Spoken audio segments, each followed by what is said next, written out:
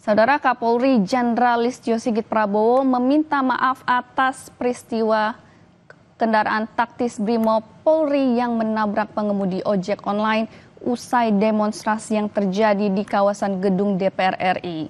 Kapolri mengaku menyesali peristiwa tersebut. Saya menyesali terhadap peristiwa yang terjadi dan mohon maaf sedalam-dalamnya. Saat ini kami sedang mencari keberadaan korban dan saya minta untuk Propam melakukan penanganan lebih lanjut. Sekali lagi kami memohon maaf yang sebesar-besarnya untuk korban dan seluruh keluarga dan juga seluruh keluarga besar ojol. Sampai saat ini kami sedang meminta Kapolda, Kadif Propam dan tim Pusdokes untuk mencari keberadaan korban. Itu tadi adalah pernyataan dari Kapolri Jenderal Listio Sigit Prabowo, saudara. Di sisi lain, saudara, pihak istana meminta maaf atas kejadian korban tabrak lari pengemudi ojol di lokasi demo kawasan Pejompongan, Jakarta Pusat.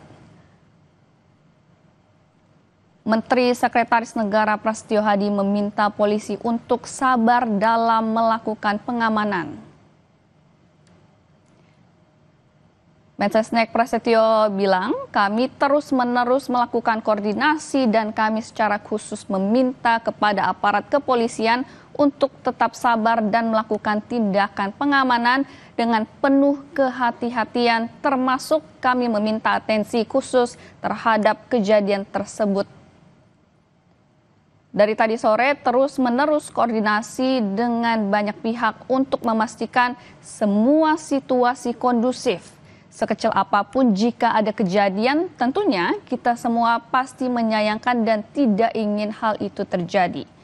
Tentunya kami memohon maaf atas kejadian apapun yang sudah pasti tidak kita inginkan.